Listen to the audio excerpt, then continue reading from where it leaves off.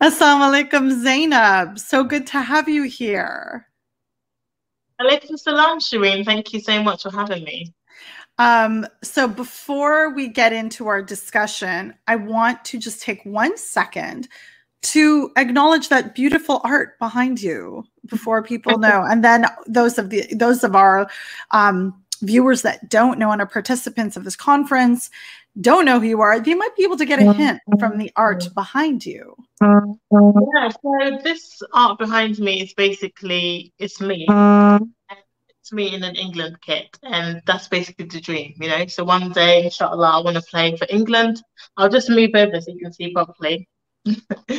I got it done by one of my friends that plays rugby for GB7s actually, and yeah, I wanted to get a message out there that one day somebody that looked like that could play for the national team, and I recently decided that I want to be that person. So yeah, that's sort of me manifesting and visualization, and I'm all Inshallah. about that stuff.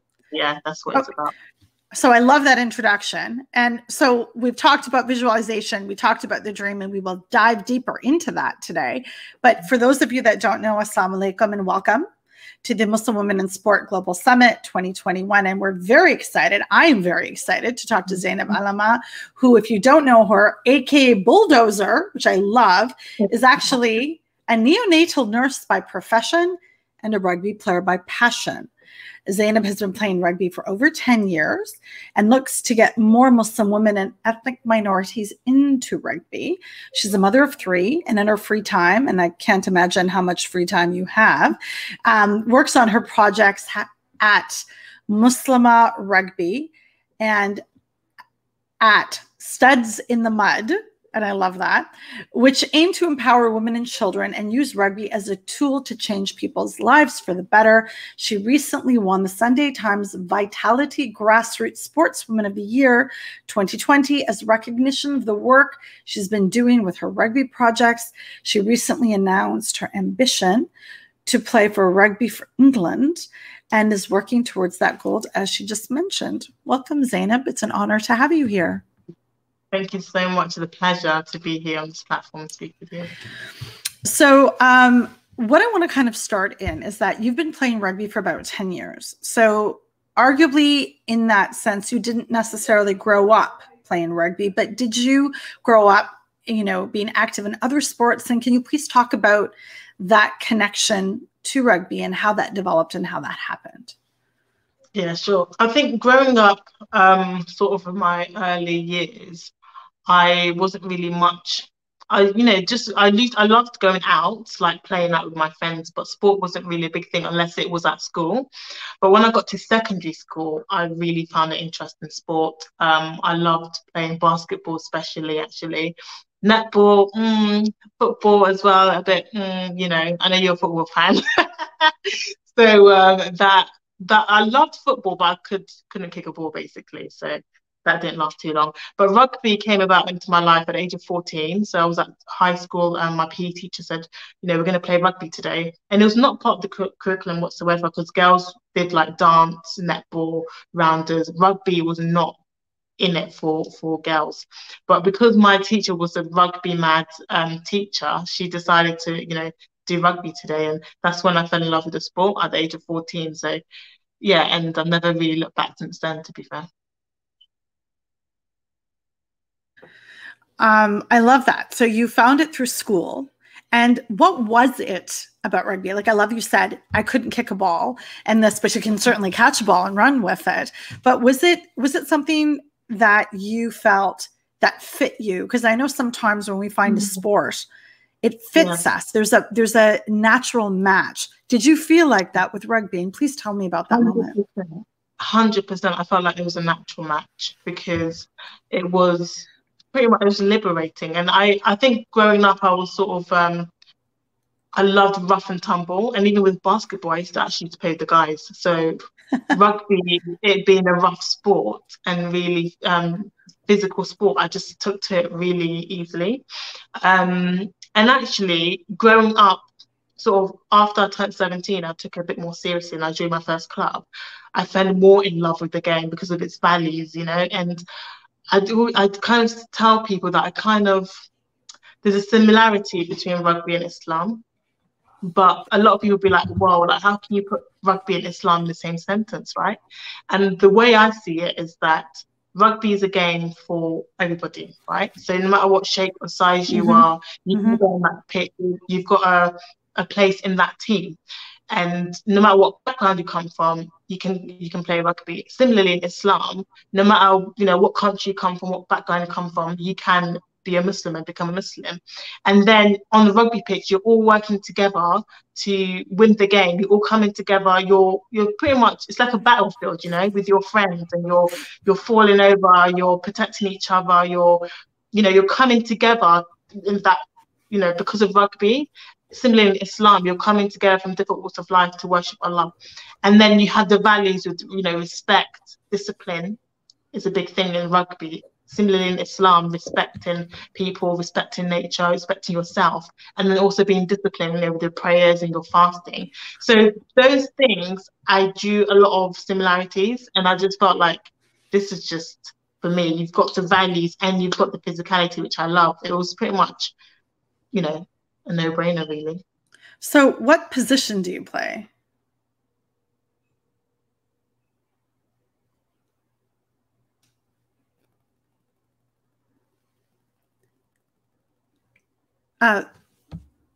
Zainab?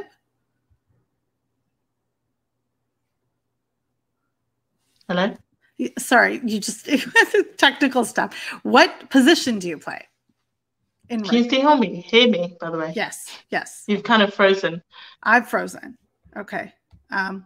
Yeah, so I play, I've gone through different positions, to be fair, and I'm still trying to work out which position is the best for me. Oh. Yeah, I've got you back now. Okay. I can totally hear you. So in terms of position, you're okay now, though. Okay, yeah, I'm good. Now. Yeah. So in terms of position, I sort of grew up playing outside centre, so number 13, and with that position, it's a bit more free. You sort of can do all the tricks, and you can. Yeah. So I basically started playing number 13 for the majority of my rugby journey, which I find really interesting because you're more of like the faster players. You usually should be an all-round player as number 13. You could do everything. You're strong. Can you explain what that position is? Are you in the scrum? Are you in the flank? Like, are you in the back? Explain to those that don't know what a 13 is. Can you tell us what that is, please? Yeah, so 13 is an outside centre, and they basically play in the backs. So you have the forwards, you have the backs in rugby. Your backs are usually the quicker and the faster players. They do all the tricks, all the fancy stuff. And that's sort of the position that I was playing. Up until probably a couple of seasons ago, I transitioned from a back to a forward. And I think that was mainly because after having kids, I couldn't keep up with the backs anymore. I felt like I'd slowed down quite a lot for some reason.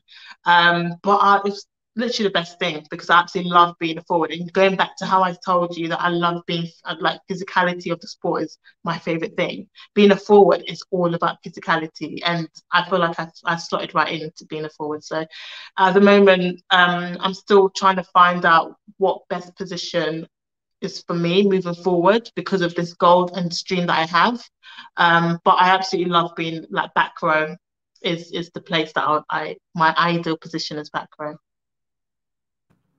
So I love that. And so when you were first told you have to tackle, and I'm asking you these questions because I played a little bit of rugby and I adored it. I was the scrum half and I had so much fun. And it was very much, I loved that position. And as a soccer player, it came pretty naturally in the sense of, and also what you're talking about, your metaphor of rugby being like Islam is so fascinating and is actually, it really makes sense. Like the teamwork and the camaraderie. And one of the things that I did want to just mention is that I've never been in a sport where I've seen so many different people with different shapes and sizes on one team. Like when I played a long time, our backs were tiny. They were tiny little things. And our forwards were bigger and stronger and had expertise in the tackling and the defense. And then, you know, our backs had the job to run and avoid and straight arm and do it, which I think is fascinating, by the way. For those of you that don't know about straight arming, check it out, and I'll get some stories from Zainab. But tackling for you, what is it about that physicality that you love? Is it like taking someone down? Is it like avoiding being tackled? What do you love about that? Oh, I definitely love tackling. I feel like tackling is actually one of my strengths. And I love that because I feel like that's where I really get my release. You know, without tackling, like for example, like when I'm playing, there's a period of time where we're playing touch rugby, and I was just like out of my mind. I'm like, oh my God, I can't do this because there's no contact. So tackling is literally a big part for me, and it's how I get my release. So obviously being a mother, working at NHS, all of those things that accompany my life and can become stressors, actually going on the rugby field and tackling and having contact is what helps me to relieve stressors. So I think that's probably the main thing. Just, and it's legal, you know, you can go around and, you know, tackle somebody, hit them, and you won't get arrested for it. So when you first, okay, we get that you love it, and when you were introduced to this in school, and then you get out to like a club or you get out to like a team, what was the reaction of you being there? Because in like a lot of sports, but not just in England, but particularly other places, rugby is a predominantly white sport, with the exception being obviously of like New Zealand or somewhere where there's a huge indigenous contribution and participation in it. And it's very popular, you know, considering hakas and all those traditions that are beautiful. They're so beautiful. But with you, a hijab wearing woman, a Black Muslimah, you get out there. Had they ever seen the likes of somebody like you before? To be fair, I know I myself didn't see the likes of people like me, let alone them. So I was really like, it was a real culture shock, if I'm honest, because so at 18 going into uni, I was like, wow, so this is what the rugby is really like. Because up until that time, under 17s I played, there wasn't much alcohol involved. When I got to 18, went into uni, it was like alcohol everywhere. And bearing in mind, in uni, regardless, let's put rugby aside, a lot of people do, you know, they have alcohol, they get pissed, they, you know, turn into rebels, if you like. And then rugby culture on its own is heavily alcohol based. And then putting that together, and then you've got me, you know, who doesn't drink, a Muslim woman. It was just like, oh my God, what's going on? So it was quite a culture shock for me.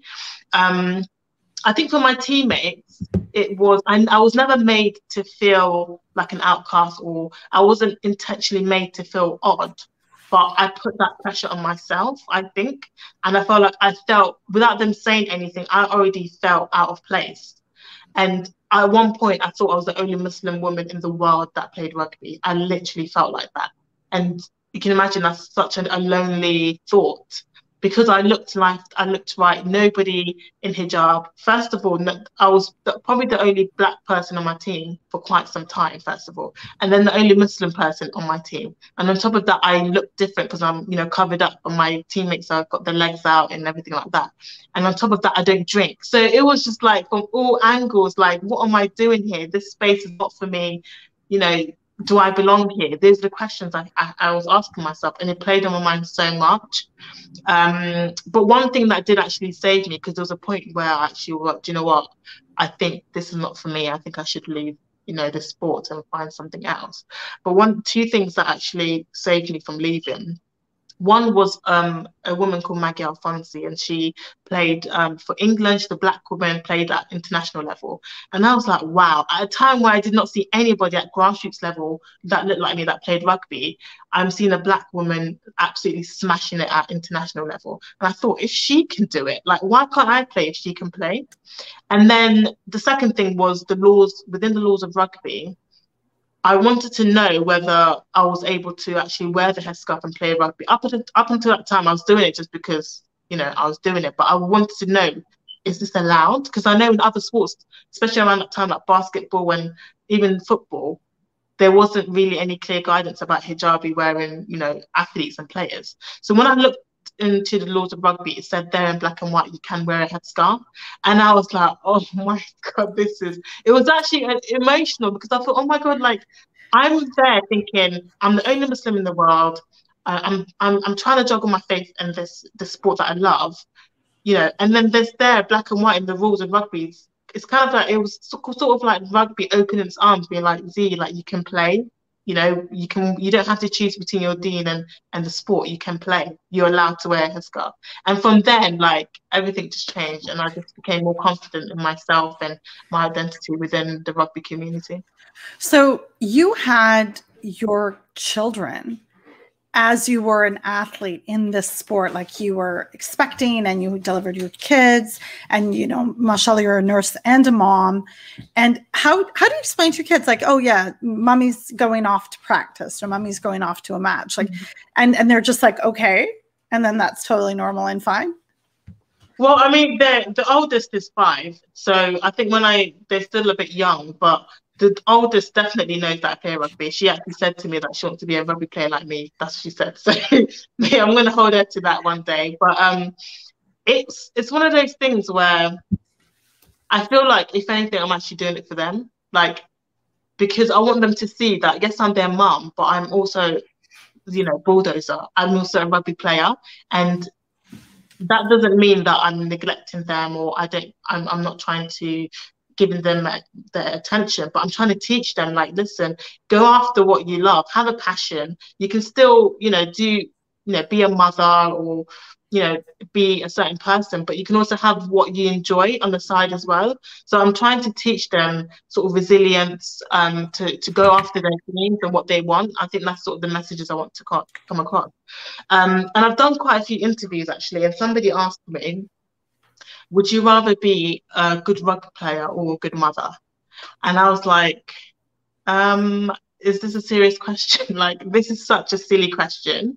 And I thought, why is that even like, why can't I be both? Being a rugby player does not take anything away from me being a mother, and vice versa. So, it was just one of those questions I just had to stop and think, are you being serious? But yeah, I think, yeah, ultimately, it's a win-win situation. I'm doing them a favor, and I'm doing myself a favor as well by playing rugby.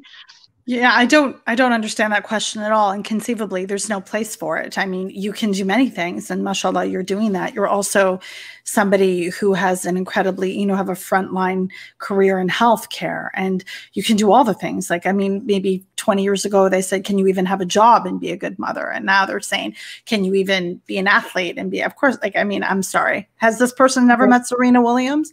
But I mean, or heard, I mean, I think that's the thing. But all these intersections at which you lie, like, arguably sometimes it can get tiring for you. I mean, the job you have is demanding as well. Like, you're go big or go home bulldozer. You're not like, you sit back. I mean, neonatal care is so critical, and and your love of being physical as well. So as a question, as somebody who mothers, and that also being a physical job, right, at responsibilities, do you ever worry about being injured as an athlete, particularly one in rugby, and have you been injured? Hopefully, inshallah, not. And I'm not wishing that at all, but I'm just wondering, do you ever wonder about that? I mean, I don't really think about it that much, but I have been injured before, like sort of little niggles. I haven't had anything serious, alhamdulillah, but I've had little niggles here and there throughout sort of my rugby career. Nothing needing surgery, alhamdulillah.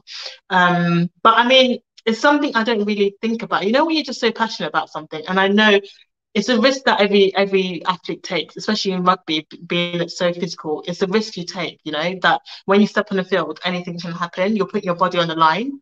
But I don't really think about it, and inshallah, hopefully nothing does happen. But actually, after having my last child, so I had quite a really traumatic delivery. I thought I was actually going to die because I bled, I had a hemorrhage, and I had to go into theatres and the bleeding, all that kind of stuff. And, alhamdulillah, I was fine afterwards. And then, like, literally 2 months after that, after giving birth, I found myself at county trials, trialing out the county. And, you know, I was, when I look back, I thought it was actually, I wasn't ready. My body wasn't ready. I don't think my mind was ready, but I was so desperate to feel like myself again because of this is my child. I knew that I was going back into that motherhood cycle where it's just baby, baby, baby. And, you know, it's just consuming. And I thought, oh, like, who am, you know, I got to a point where I kind of forgot who I was. Like, who am I? Like, where's the bulldozer? Where's the rugby player? Because motherhood can consume you. And so I think that's why I was just literally 2 months out after that, I was on the rugby pitch. But looking back, I was not ready. But when I think about it, it was just the burning desire to get my identity back, you know, which it takes time. I mean, you carry a baby for 9 months. You should give yourself, your body time to heal and to rest. But I think mentally, I was just like, oh, like I feel like I'm losing myself. I need rugby. So yeah. I mean, that's, you know, I'm so glad, alhamdulillah, you ended up being okay. But I'm thinking 2 months, you're on the pitch for trials. Like, what? I'm 15 years postpartum and I have a tough time sometimes. But alhamdulillah, I'm so glad to hear that. But I do understand that feeling of feeling, you know, that identity as an athlete, that identity of it being a part of who you are. That is something that I'm sure so many people watching can relate to. And if not now, maybe later they'll remember this conversation and think about what you're saying, because we can't divorce the different parts of ourselves from each other. You know, I haven't played football in a year and because of COVID, and I miss it so desperately, you know. And I'm not training the way that I ought to be. I'm training in eating carbs and breads and sweets, perhaps you could say. That's the only training I seem to be doing. But, you know, like, you miss that. But do your children come and watch you play? Like, does your family come? And who takes care of them while you're at practice? Let's ask some logistical questions here. Yeah, they've come to many of my games, especially like when I'm still breastfeeding. I would go and play rugby. What I do, because I've actually one of 6 sisters, and I pull in everybody for support, like my husband, my mom, my sisters, they all rally around me. So like what I was doing, especially when they were young, I'll take one of my sisters with me to training, to my games. If I needed to feed my child, I'd come off, feed the child, or before I go onto the pitch, I'll feed the child. So, you know, during the match, everything will be okay. So like I had to always have somebody with me. And sometimes like my husband's come to watch me before with the kids. So yeah, I do like to take them with me as much as possible. If sometimes it's not, you know, we can't, then I just get the husband to look after them while I go and like, so yeah, all these things I have to think about all these things, you know, just so many extra things that people don't, you know, you just see the bulldozer in the pitch, but for me to actually step one foot at my house, I need to think about who's watching the kids, you know, what's going to happen while I'm gone, make sure they're sorted before I even step out the house. I love that. Have they expressed any interest? I know they're but have they expressed any interest in playing rugby like their mom? Oh yeah, absolutely. My 5-year-old said she wants to be a rugby player just like me. That's Inshallah. what she said. And yeah, I didn't even prompt her. I just said, "Oh, so what sport do you want to play?" She's like, "I want to play rugby." And I was like, "Really?" And I was like, "Oh, gosh, that's so cool." And you know, I don't mind what sport she plays, you know, as long as she, you know, she enjoys it. But the fact that she said rugby, that means she knows that her mum is absolutely passionate about it, and she can sense that. And for me, that's like representation, isn't it? It's giving my child the access or the thought of rugby in their mind, and that's something that I didn't have actually growing up. Like, if anything, it's opposite. When I told my parents I wanted to play rugby, my dad was like, "Oh, rugby's a man's sport. Why do you want to play rugby? Rugby's for men. Rugby's elitist." You know, and to know that my daughter has a desire to play rugby, it just warms my heart because I didn't actually have that in my household. I mean, one of the things that I keep thinking back to, you said, is that you didn't even envision yourself there when I asked you if there was anybody else like that. And you said, I couldn't even envision it. And that is really, you know, impactful. And I'm thinking about that you're changing that your own child is like, no, my mom is there. And you are undoubtedly, you look like many people in not just in Britain, but in all over the world. And I know as soon as I found out about you on Twitter, I was just like, love, where's the love button? I need to know this person, because even even absolutely, there's definitely Muslims who are involved. I mean, we have some high profile rugby players. Sonny Bill Williams, mashallah, plays for, plays for the All Blacks. And so, we see it, but sister in hijab, Black Muslim sister, we don't see that. And that you were creating space by just your sheer existence and your commitment to this sport. And I mean, so does your team, does your club team offer support for you being a mom as well? Like, are there spaces where, do you see other moms on the pitch? Do you see other moms around, or are you like the only one? Yeah, I mean, in terms of my actual team, I'm definitely the only mum, but I've come up against teams that have mums in their team. So there's definitely a few mums out there, rugby mums, and I think when I get to speak to them, it's the same thing. Like, they feel like rugby is their release, like they love it and it keeps them sane. That's what I always say, rugby keeps me sane, and I think that's something that's reflected across the board with mums that play rugby. I think that's one of the things that there's conversations about maternal health and supports and, resources for moms as doing what they need to do. And so that's why you're so many at so many of these intersections of, experience. And I'm so happy to hear that you have the support of family and that you have, mashallah, sisters to help, and then your husband will be with the kids and also comes out to support you, because I don't think people realize it actually does take a village. It does take a village. 100%. I don't even think I would even be able to forget rugby. I don't think I'd even be able to do anything if I didn't have the amount of support that I have, with my husband and my siblings and my parents. So 100%, alhamdulillah, I'm so grateful for them, because I mean, people see me and they're like, oh, you're doing amazing things, but I mean, they're literally holding me up. So I'm super, super grateful. Yeah, and I love that. So your dad was like, why rugby? But was your mom like, yeah? And are they now big rugby fans because of you? Have you introduced your family? Because I mean, sometimes in Muslim families, we see a lot of love for football, obviously. But is there rugby in there now? Are the Alemas a big rugby family now?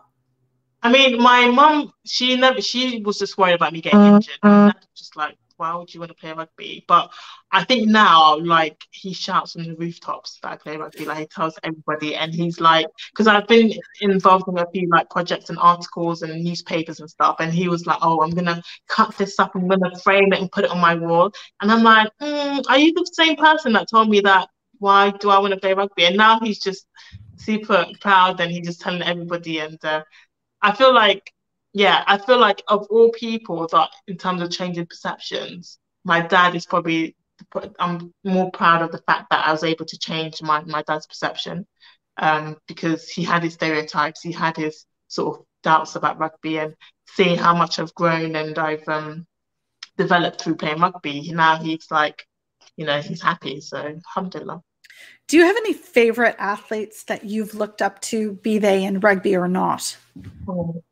I think so. Maggie Alfonsi, who I mentioned already, but other than that, to be honest with you, I think Ibtihaj Mohammed, definitely, because like literally at the time where I was juggling whether I don't know if I want to play rugby, I think that's when she won her bronze Olympic medal, and I'm like, oh my god, like, she's black, she's hijabi, she's at the Olympics, like, whoa, so she definitely inspires me. And 100%, I feel like she was somebody that I really looked up to when I was in a difficult space, whether or not I should continue rugby. So I'll say Ibtihaj Mohammed definitely is up there as well.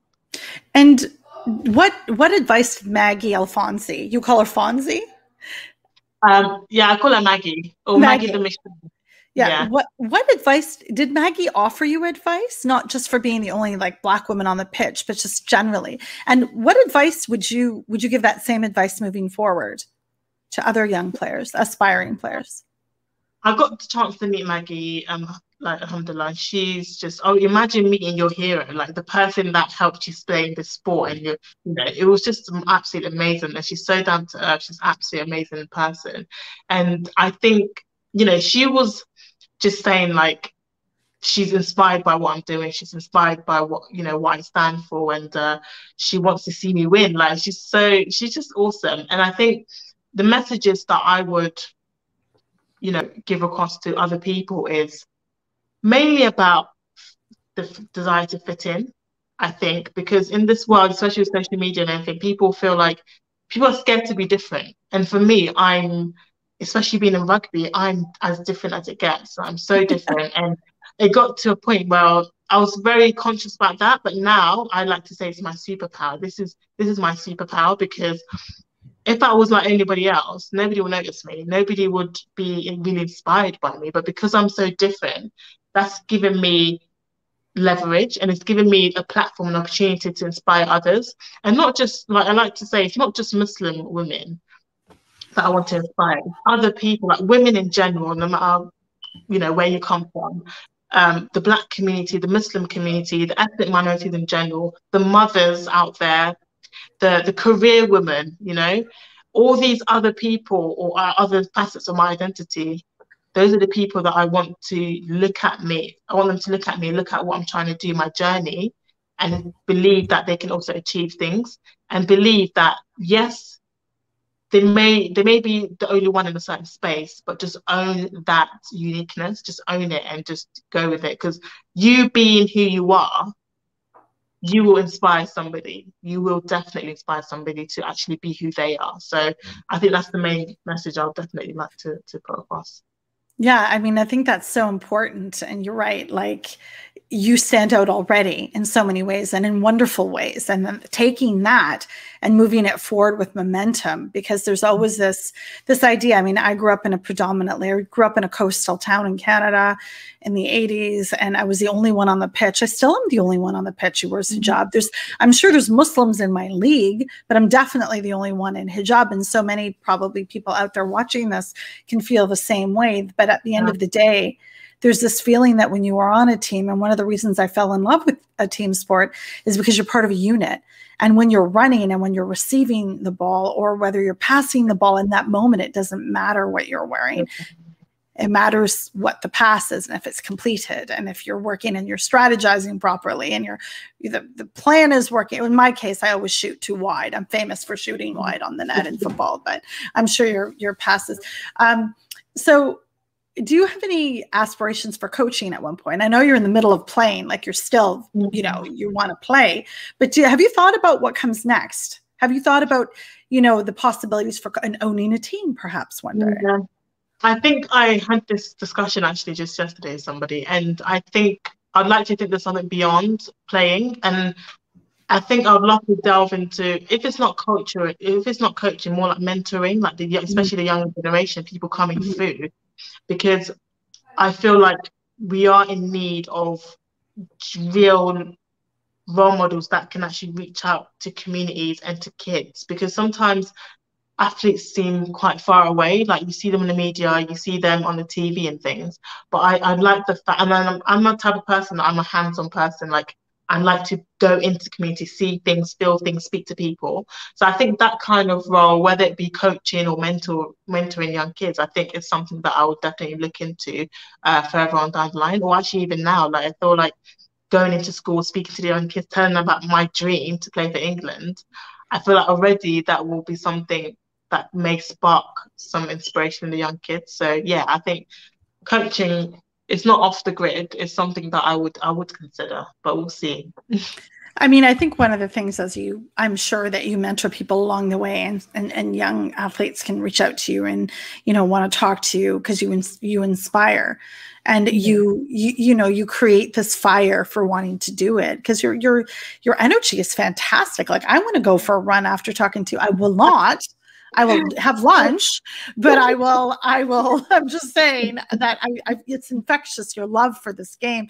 And that's something that I find so compelling. So again, getting back to that poster behind you, are you going to be selling them, or can they be, I want this poster on my wall of you, to be quite honest. Yeah, I think this is definitely not for sale for now. Maybe when I do get an English shirt, I'll start like giving people like a sort of memorabilia or something. But I actually have this everywhere. This is my gym. I have this here. I have it on my phone screensaver. I have it in my room, on my wall. Like, I put it everywhere because, going back to what I said, I want to see my dream. Every room I go into, I want to visualize this is what I want and internalize it and obviously pray over it and just believe in it. And inshallah, hopefully one day it will happen. And Inshallah. like sometimes I do think it may sound a bit crazy, but like sometimes I envision myself already like on the pitch, singing the national anthem, getting my first cap. And then it's like I just get emotional because I take myself in there. I take myself to that moment in my mind, and I'm like, oh, it feels so real. I'm like, oh my God, this is so. And then, like, I like to do that often because it makes the dream seem reachable. It makes it seem real, like it's there. And inshallah, like, I'm gonna put everything I have into it. And if it doesn't happen, Allah knows best. And the main reason actually that I'm doing this is bigger than me. Like it's not even about me. It's not even really about rugby.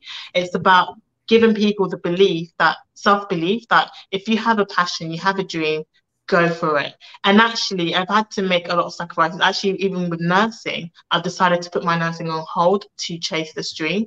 And that was a massive decision for me because I've been a nurse for 7 years. It's been a dream job for me. I've always wanted to do nursing. But because of I know the impact that this will have, like Shireen, if I get in an England shirt, like it's game over. Can you imagine how many young girls, not just Muslim, just young girls seeing me playing in a hijab and just it would just be mind blowing. And then I'll just literally change the face of rugby because no one has done this before. No one that looks like that has done it before. And if inshallah, if Allah gives me, the ability to do this, it's a history making moment. Absolutely. It's just, and when I'm talking about it, it's even getting me a bit emotional because it's just like, yeah. It's getting me emotional, and I truthfully have never rooted for England in my entire life. I root for Canada for the rugby sevens, and they're very good. But I mean, like, absolutely. And I love that you use this tool of envisioning and that, you actually picture it and make it happen. Like, I think that's a very powerful tool mentally as an athlete. Envisioning yourself on that pitch. And I mean, I'm going to get a kit if they sell them that says Alema on the back. Are you kidding me? 100%. And, I'm quite conflicted because, as I said, the rugby sevens from here are quite good. But to that being said, do you have a preference? The 15s or the sevens? Like, what's your preference to play? Like full squad, or would you consider sevens, or how does it work for you? 100% 15s. I love watching sevens. Yes, I think it's exciting, it's fascinating. I love it. But in terms of playing, 100% 17s. I don't think I'll last like 1 minute on the sevens pitch. But I mean, I find that all so excellent. And have you connected with other rugby players in the world? Like, have people reached out to you because I want to say unique? Have people been like, hey, well, we love you in this space? Has that happened? Yeah, 100%. Like when I announced the dream to play for England, I was actually scared. I wasn't sure what the reaction would be. And oh my God, like it was amazing. The outpour of support people gave me were like, you can do it, go for it. We believe in you. We've never seen it before, but it would be so cool if, we was to see this one day. So people are literally rooting for me, and it makes me feel like, oh my God, people are actually believing that I can do this. So it makes me feel like it helps me with my own self-belief, because this is a big thing. I'm an amateur. At the moment, I'm an amateur rugby player, and I'm working my way up to become an elite rugby player. So it's a big journey. It's massive. But to know people are backing me and supporting me, it's amazing. Like I actually got a message the other day. Someone said, because you're following your dreams, I've decided to go for my master's, to do my master's, because I've seen how hard you're putting effort into achieving your dream. And I'm thinking, this is what I want to do. Like, this is the kind of impact I want to put out there, because this is that dream of hers has nothing to do with rugby, but she saw me trying to go for my dream, and that's made her, it's triggered something in her to make her go for her dream. And this is what it's all about. This is literally what it's about. And I feel like, even though I'm not in the England shirt yet, I'm doing everything that I set out to do, inspiring people, empowering people. This is what it's about. And the fact that I'm doing it already and I'm not even in an England shirt, alhamdulillah, it's a blessing, absolute blessing. So what can the viewers and the community of Muslim Women in Sport Network and all of our allies and friends, what can we do to help you, Zainab? What can we do? Where can we follow you? Where can we watch your journey? Yeah, so I have an Instagram. Instagram is where I'm at majority of the time. I do a few tweets here and there, but Instagram, I have an Instagram account called Road to Red Roses. And it's literally, as it says, the Road to Red Roses. So England team is called the Red Roses. And I post all my training, my skills, everything that I'm doing. I post it on there. And I think in terms of support, just sort of follow me on this journey, sharing my story. So the more people that can hear about me, hopefully the more impact that what I'm doing will create, the journey that I'm on will create. So I think it's more about sharing my stories, maybe a couple of messages of support, because it can be tough, and it is tough. I won't lie. So I think those are the sort of the main things that people can do to help, just sharing the message of what I'm trying to do, and then just following me on my journey, really. I'm going to pick up my phone and then I'm going to follow you in a second. And I think that's really important. I also love this because you're sharing your experience with everybody, which is also extremely generous of you, because it's not going to be glamorous all the time. Like, you're a mama of 3 babies, and, you know, being an athlete, an elite athlete, is difficult as it is. And how do you manage? Okay. So I talk about logistics because I'm also a mother. I'm a mother of 4. And I'm a single mother of 4, and I planning meals and planning, how do you make sure you get enough sleep and you get enough rest? Does it come back to that piece of pulling people in to help you on this journey?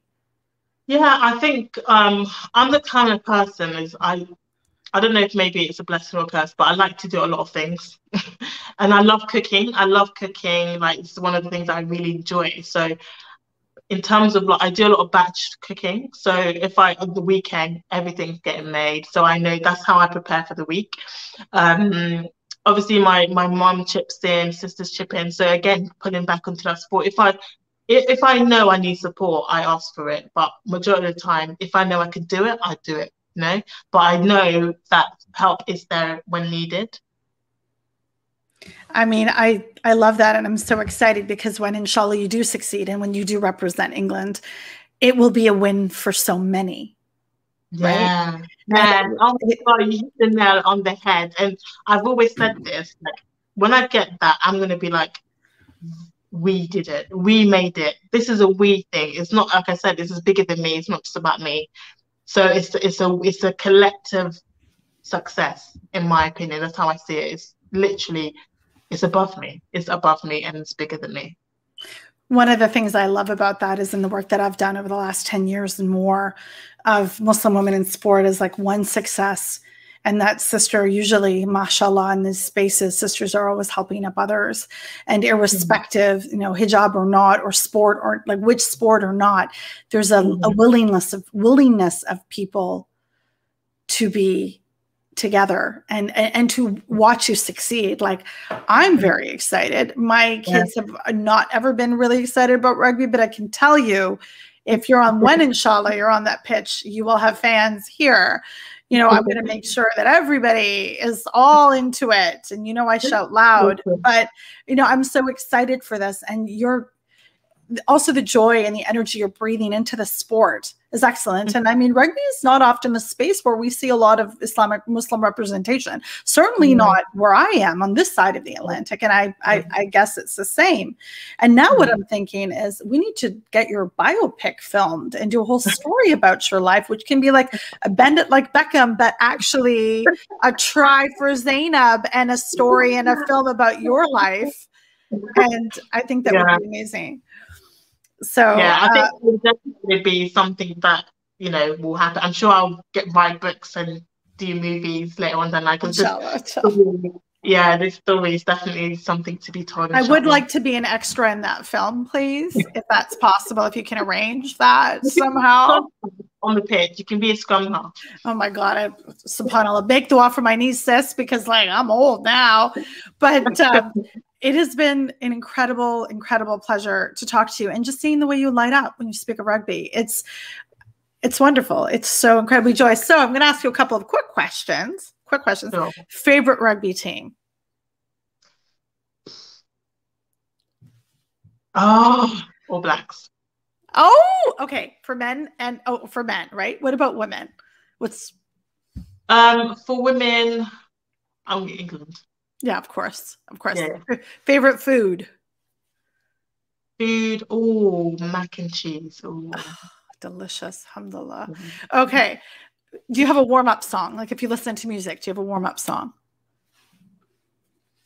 Not really, but anything Afrobeats, to be fair.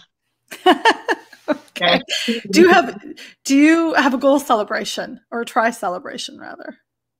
I'm working on it. Not yet, but I'm gonna work on it because yeah, not yet, but I'm working on it. One player you want to play with? Who is one player you want to play with? There's a player called Shauna Brown, and she's sort of like my sister within rugby, if you like. I see her as a sister, a black woman, and I think, I'd love to be on the same pitch as her. I'm trying to make sure that she still stays. So when I get my England cap, we can play together. That would be ideal. But I think Shauna Brown, I think it's her. I'll say her. Do you have a favorite dua that you make before you play? I think Surah Al-Fatiha is just something that I recite before going on the pitch, in general. But I would say one quote from the Quran is, with every hardship comes ease. That ayah is just something that I live by, because even on this journey, it's not going to be easy, but inshallah, it will, ease will come. And it's just something that I live by. It's embedded in my life. And if at any point I'm struggling, I just remember that ayah and I'm like, do you know what, inshallah, it'll be okay. You just reminded me of that as well. And, it's so important. And I appreciate that so much. So that was kind of like my rapid fire, just see you like handling it. But this has been absolutely delightful. You are wondrous, mashallah. And like I said, your energy is so good. I do absolutely want to hang out. I don't want to work out with you, but I'll watch you work out and I can like participate. And then inshallah, if you're on this side or I'm in England, we'll get together and I would love that. And I'm so excited to see you because I couldn't have imagined an athlete like you and working to be a professional athlete, inshallah, like you. And I'm so happy my children can see it. I'm so happy they can say, auntie is doing it or older sister is doing it, because my children are, mashallah, not much younger than you, to be honest. So I'm so happy you're here. And I'm sure everybody watching this is clapping and screaming. So alhamdulillah, thank you for just being you and really opening up the conversation around rugby, because by your sheer presence, you're changing things. Alhamdulillah. Yeah, thank you so much. You mean so much. And thank you for having me on. And literally people like you, people that are supporting me, like you, I'm doing it for you guys. So alhamdulillah, may Allah make it easy for us all. Take care. Thank you for doing this. Assalamu alaikum. Salam.